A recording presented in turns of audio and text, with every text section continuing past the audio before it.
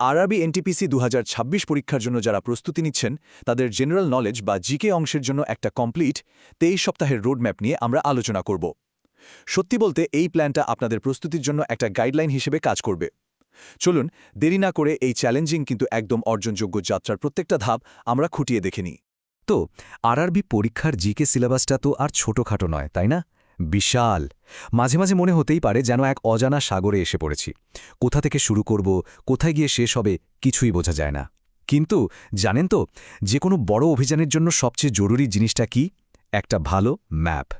আর এই যে ২৩ সপ্তাহের প্ল্যানটা দেখছেন, এটাই হলো আমাদের সেই নিখুঁত ম্যাপ। এই ম্যাপটা শুরু থেকে শেষ পর্যন্ত পুরো যাত্রাপথটাকে একদম সহজ আর পরিষ্কার করে দেবে। দেখুন, প্রত্যেকটা বাঁক, প্রত্যেকটা ধাপ এখানে সুন্দর করে বলে দেওয়া আছে, যাতে প্রস্তুতির সময় কোনো রকম দ্বিধা বা কনফিউশন না থাকে। ঠিক আছে, তাহলে ম্যাপ তো পাওয়া গেল। এবার আমাদের একটা কম্পাস দরকার, তাই তো? মানে এমন একটা মূল নীতি যেটা আমাদের সঠিক পথে চালিত করবে। চলুন দেখি এই প্ল্যানের পেছনের মূল দর্শনটা আসলে কি। এই প্ল্যানটার সবচেয়ে সুন্দর দিক হল এর মূল দর্শনটা ব্যালেন্স।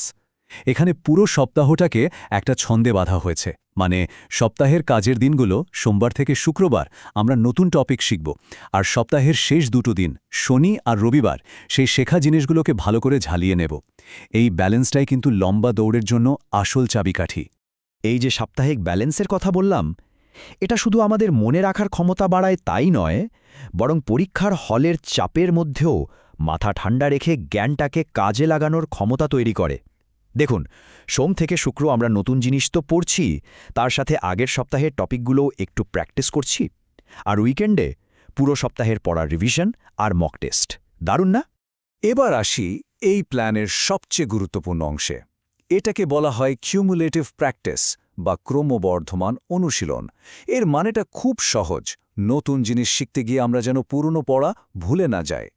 এই কৌশলটা নিশ্চিত করে যে পুরো সিলেবাসের সবটাই যেন আমাদের হাতের মুঠোয় থাকে, কোনো কিছুই যেন স্মৃতি থেকে মুছে না যায়। আর এখানেই আসছে আসল গোল্ডেন রুল। এটা কিন্তু একদম মাথায় গেঁথে নিতে হবে। নিয়মটা খুব সহজ। সপ্তাহের কাজের দিনগুলোতে, মানে সোম থেকে শুক্র, আগের সপ্তাহের টপিকগুলো থেকে এমসিকিউ সলভ করার জন্য কিছুটা সময় রাখতেই হবে। বিশ্বাস করুন, শুধু এই একটা অভ্যাসের জন্যে আপনার কোনো ব্যাকলগ জমবে না, আর পুরো সিলেবাসটা লম্বা সময়ের জন্য মাথায় থেকে যাবে। আচ্ছা, এই যে পুরো ২৩ সপ্তাহের অভিযান, এটাকে আমরা ৩টে সহজ ধাপে ভাগ করে নিয়েছি।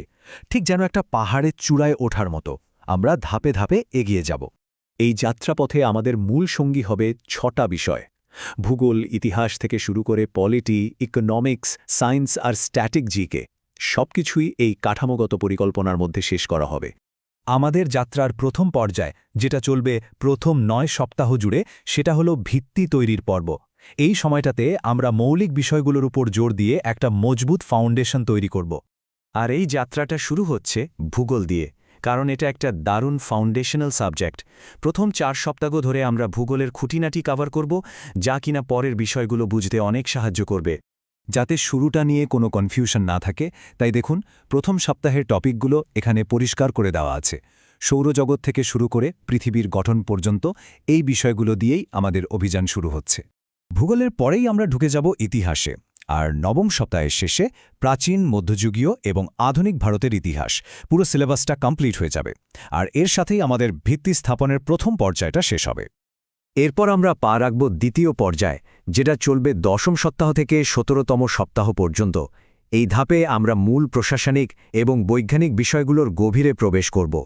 এই সময়টাতে ইন্ডিয়ান পলিটি, ইকোনমিক্স, ফিজিক্স আর কেমিস্ট্রির মতো খুব গুরুত্বপূর্ণ বিষয়গুলো আমরা শেষ করব। বলা যেতে পারে এটা জ্ঞান অর্জনের সবচেয়ে নিবিড় একটা পর্যায়।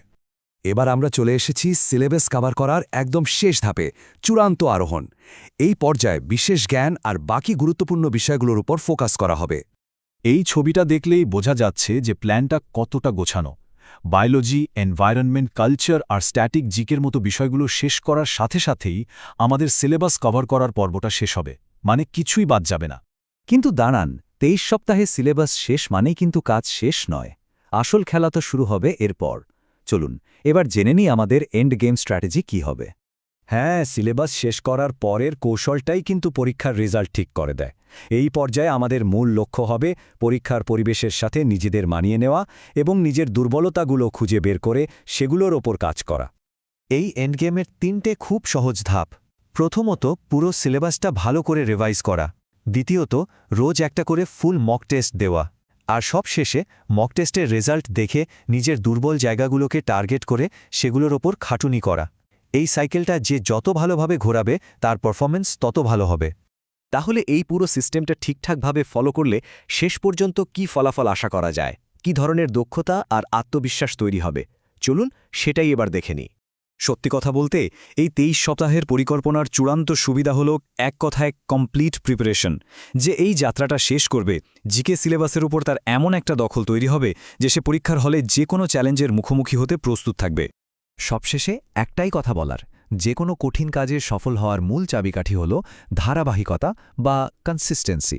তাই এই পুরো প্রক্রিয়াটার উপর বিশ্বাস রাখুন আর লেগে থাকুন। তাহলে আর দেরি কিসের? এই দীর্ঘ কিন্তু দারুণ ফলপ্রসূ যাত্রার প্রথম পদক্ষেপটা আজই নিয়ে নেওয়া যাক। চলুন প্রথম সপ্তাহের প্রস্তুতি আজ থেকেই শুরু করা যাক।